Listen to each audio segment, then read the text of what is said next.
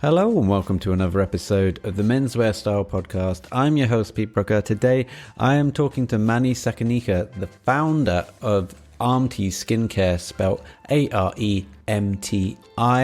And Manny is a professional dancer and actor, and he's worked in the entertainment industry for many years. So he knows how important it is to look and feel good.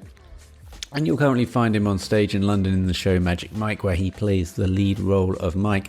But today we're going to focus on Aremti Skincare, and he's going to explain all the benefits of the vegan products and what it takes to get a brand off the ground, etc.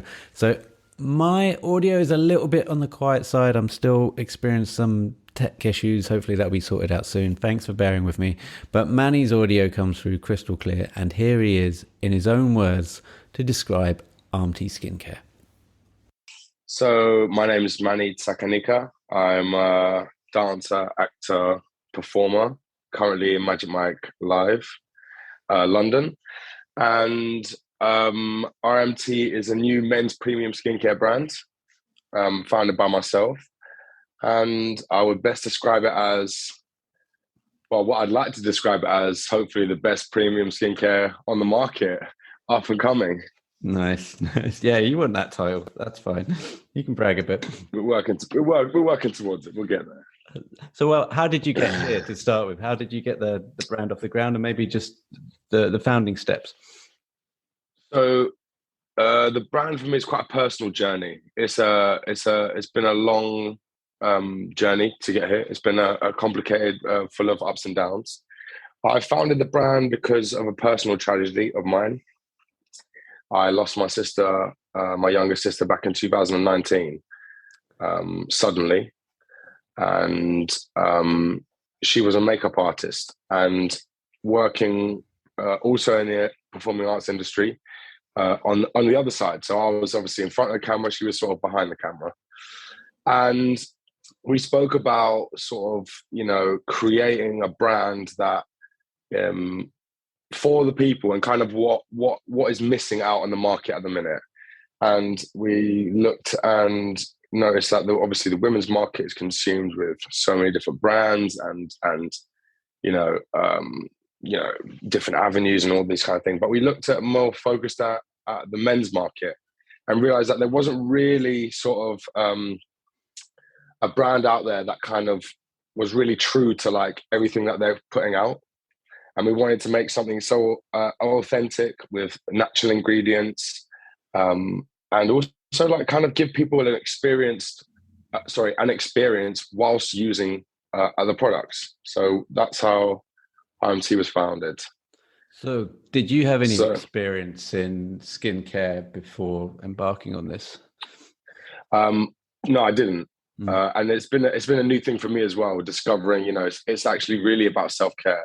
Right. And actually, taking my personal tragedy and then looking at the mental health side of things. And again, upon reflection, using that as self-care. So in dealing with my own sort of trauma, you kind of unfold things and discover that self-care is super important in your day-to-day life. And taking time out for yourself is a really important factor, I think. So whereabouts are you from originally? So I was born in Greece, grew up in Cambridge, and then now I'm based in London. Oh, cool. Whereabouts in Cambridge? So, yeah. Do you know Cambridge well? Yeah, pretty well. Quite right in the centre of Cambridge, right by the river. Ah, right, nice. Yeah. Did you do any of the boating tours, any of the punting? I've done plenty of punting down there, yeah. I've been down there a few times. Yeah, I've had to check it out. Yeah, it's really nice though. It's really nice. So if anyone wants to go down there, it's really nice, especially summer. Oh, I was about to say, yes. I mean, the Cambridge is a city for the summer, and it's so beautiful when you do the punting on the river. You go up and down, but the pubs are all kind of set out and catered to having their beer gardens by the river. Exactly. Yeah, they know what they're doing. And if you get a tour guide, I mean, you can do it where you can just go out with your missus or whatnot and make a romantic thing, but I do recommend getting the tour guide because they give you all the stories of the bridges. And so you have like the mathematical bridge, which is a bridge that hasn't got any bolts or screws. It's just kind of wedged together and sits together in like harmony. You got the bridge that you can fight to the death on legally. you got to get a warrant by the Queen. The Queen doesn't sign off on it, but it's the only place in the UK where if you want to have a ruck, then you can have that on that bridge.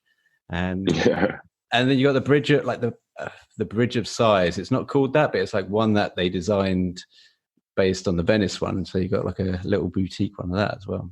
Yeah, there's tons of history there. There's tons of history. Anyway, but let's get back to Aremti. So no, that's fine. It's fine. So how did you get around to raising the capital for the brand? To be honest, a lot of it was actually all of it was self-funded. I through hard work, I'd say.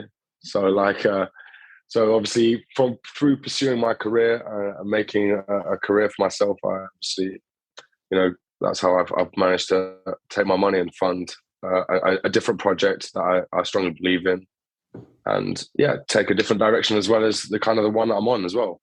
Right. And so, I mean, when you say you self-funded it, did you have like a budget in mind, or did it kind of spiral out of control? I mean, how much are we talking about here to get something like this off the ground? Without going into too much detail, I don't want to give exact figures, but I'd say it was a good amount of money. It was. Do you know what? To be honest, the main thing about it was just being smart. Just kind of like choosing, making decisions, and choosing what I wanted to do with my money and how I wanted to put it into something else. I always knew I wanted to put it into something else, and create something so like more people can experience. I can touch more people in different ways. I feel like I have a good connection in terms of my career and changing people's lives and giving them an experience. I just wanted to elevate that in a different sort of direction as well. So, I mean, talk about the products. What are the main selling points? What are people going to be experiencing when they try these products? To be honest, they're vegan, cruelty-free, made in the UK, 100% natural. It is what it says. Like, there's no sort of all the products are fragrances with essential oils, so there are no artificial fragrances. And I just think that because our skincare is so the quality of the ingredients is so good, I think that as a skin being the largest organ on your body, it's super important. Whatever you put in kind of seeps through to your body and kind of it just works hand in hand like that. So whatever you eat, whatever you put on yourself, whatever you consume and how you live your life is sort of goes with that. And so, like, vegan products, I mean, how come like all skincare brands aren't vegan? Is it a cost thing in terms of like getting a quality thing? I mean, I don't know. I feel like they should be, to be honest. I don't know why they're not.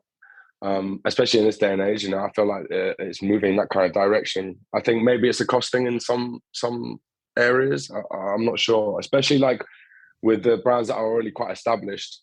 I feel like they should be paving the way rather than kind of looking back and seeing what all the new brands are doing. Yeah. Do you know what I mean? Yeah. Which is an interesting thing. But I feel like if they're not going to lead the way, then I feel like it's sort of our responsibility as new companies to pave the way. Yeah. Well, I guess to make a parallel, it's the kind of, when you're in the fashion world, you hear these stories about the big monolith industries, the Primarks, the Zaras, and how hard it is for them to implement sustainability practices when it would have to start from kind of the ground upwards. When you have like the bigger the ship, the harder it is to turn around, right? When you're a small independent boat, then you can be the master of your own journey, as it were. But I totally agree. I understand that it's probably harder for them because they are more established.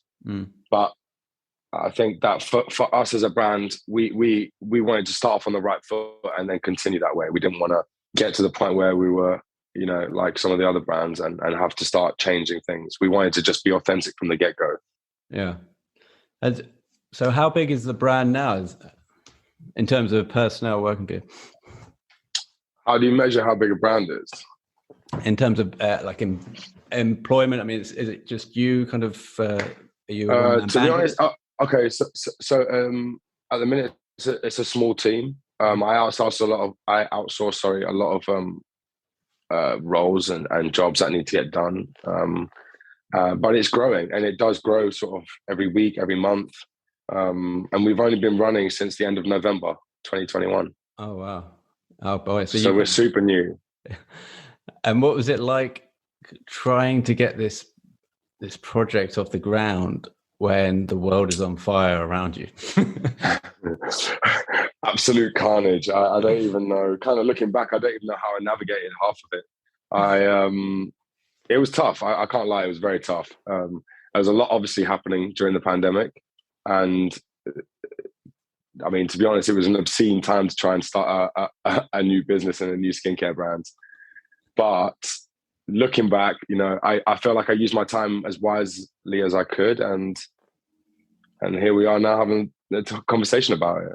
Yeah, most people I've spoke to where they've started a brand during the last couple of years, it's more Brexit than it is the pandemic about how you'd have to, like, for example, if people are importing parts from different parts of Europe, having to deal with all the bureaucracy and the red tape of getting stuff through and various taxes and whatnot. Did you have to experience any of that with the ingredients? No, to be honest, everything is sourced here. Everything is Oh, made here. Like nice. everything's like it's UK based. It's there's nothing going in and out like that. So that's why for us we're very much on home soil here, and we're making it all from here. Oh, that's really cool. I bet and was that a conscious choice in the beginning, or was it because it's easier to do post Brexit? No. That was a conscious choice from the beginning. Right. I feel like if I want people in the UK to use it, I feel like it should be from here, and then from there grow it out to everyone else. So Nice. that's kind of how I saw it. And so, how do you kind of balance the work-life relationship with this? I mean, you mentioned, or maybe it was me that mentioned you're also on the stage right now doing Magic Mike and all that sort of stuff. So, how much time do you get to allocate to this project? I I'm just one person. I've only got 24 hours in the day like everyone else. But like my 24 hours are quite full. I say I just have to just balance it whenever I can.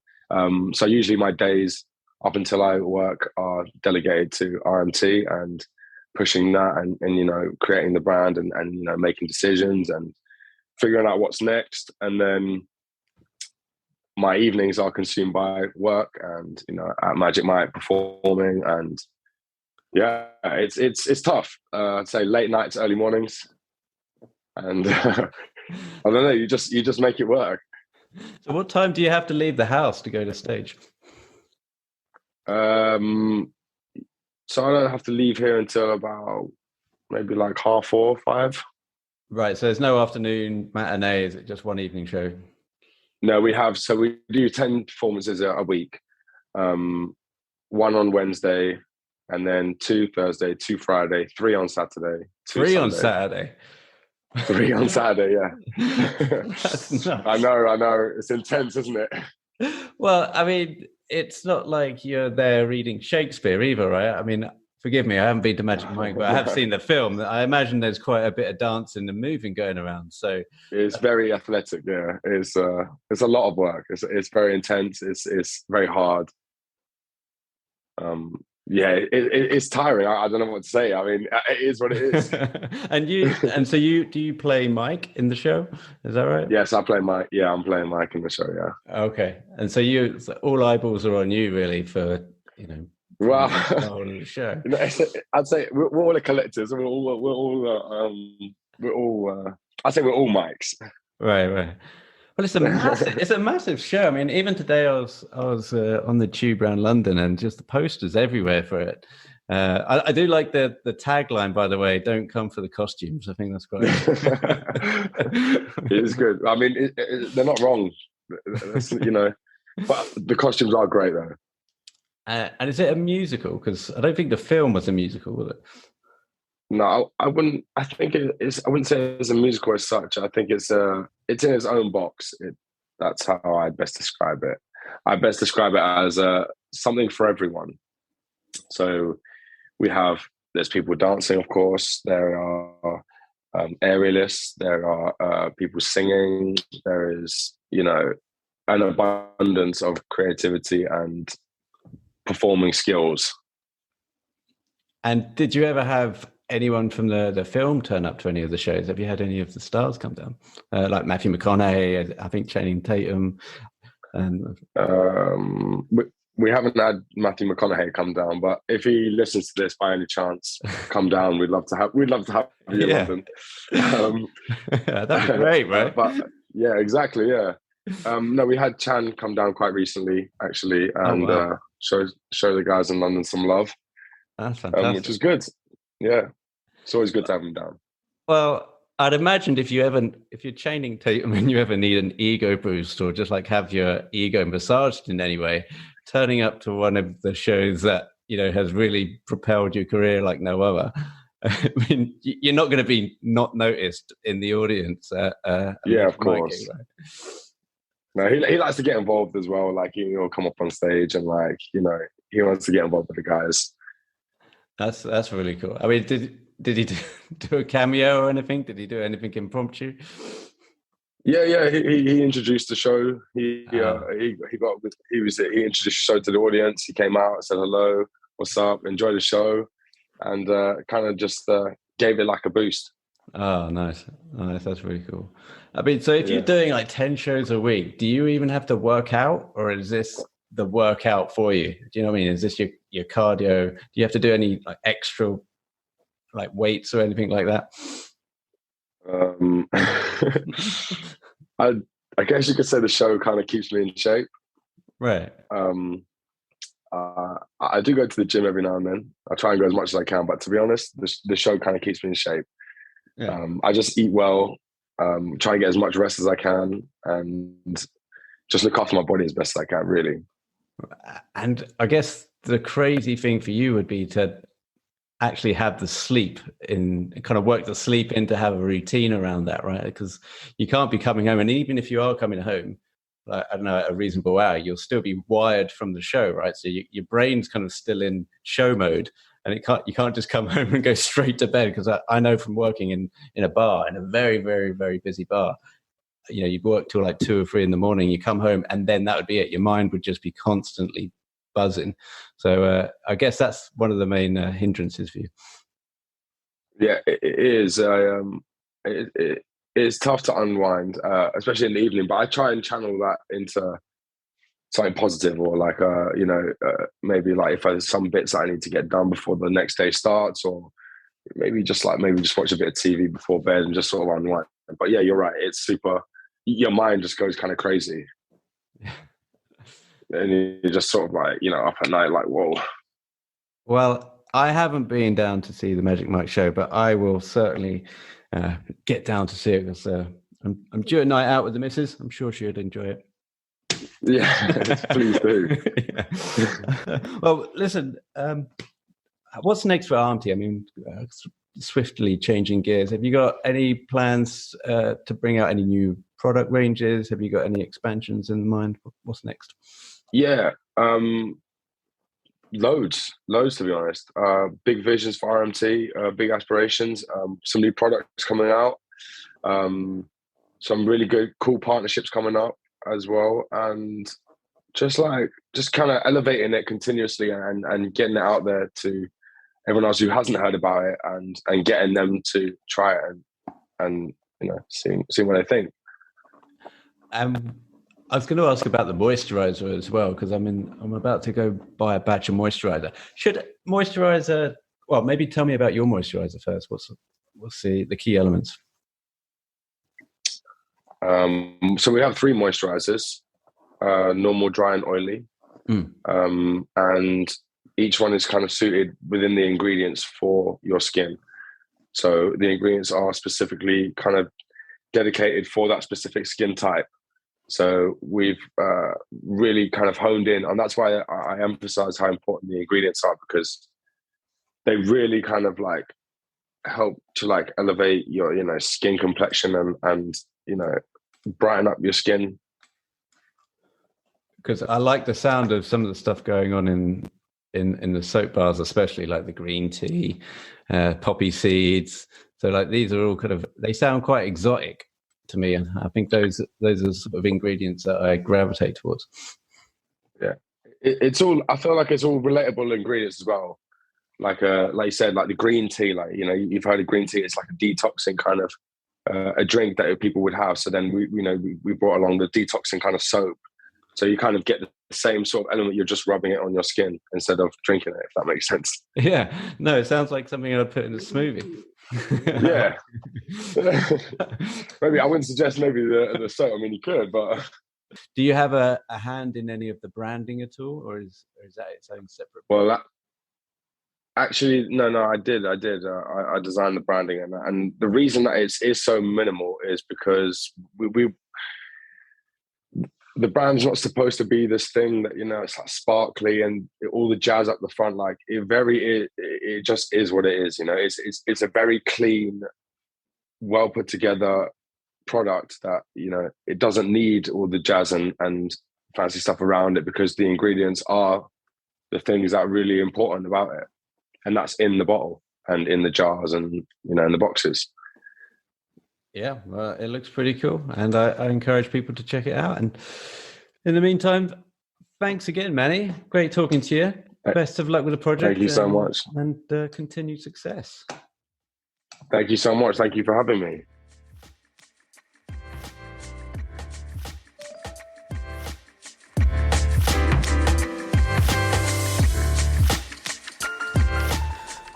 You've been listening to the Menswear Style podcast. Be sure to head over to menswearstyle.co.uk for more menswear content, and email info@menswearstyle.co.uk if you would like to be a future guest on the show.